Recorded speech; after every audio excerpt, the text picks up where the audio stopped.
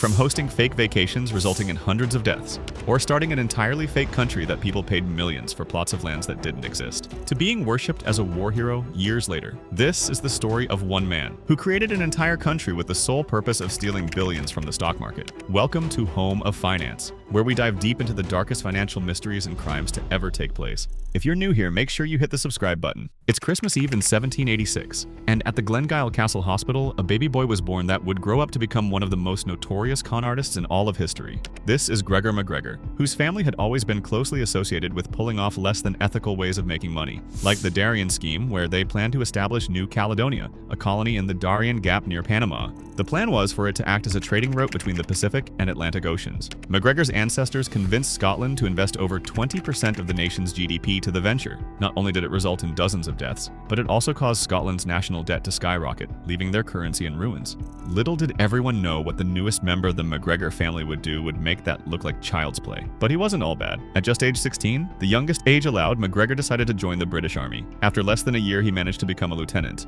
Less than a year after that, he purchased his way to the captain rank for the low cost of £900. Sounds like a scummy way to become such a high rank, a scam that would later inspire the MacGregor family's biggest fraud ever. In 1804, MacGregor met the love of his life, Maria, a wealthy descendant of elites in the United Kingdom, who then went on to become MacGregor's wife and main source of income. 7 years later, Maria ended up passing away.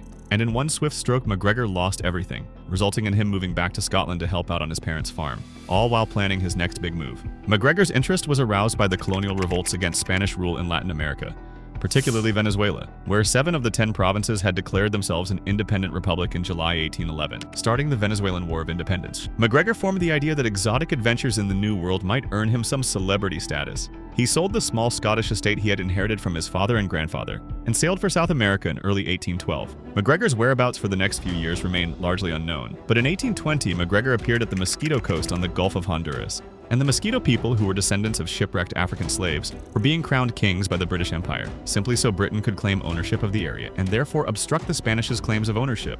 Later in 1820, George Frederick Augustus signed a document granting MacGregor and his heirs a substantial portion of Mosquito territory, 8 million acres. The land was pleasing to the eye but unfit for cultivation, and could sustain little in the way of livestock.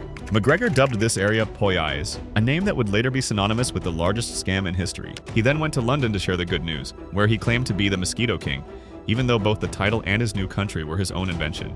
But people respected MacGregor regardless, as at the time countries in Latin America were constantly rising, failing, and even adopting new names, making it seem possible that MacGregor, a decorated veteran of the British Army, may have actually stumbled onto something huge.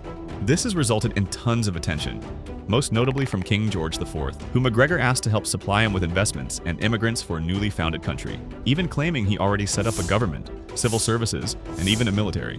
But none of this was true, and a major financial disaster was right around the corner.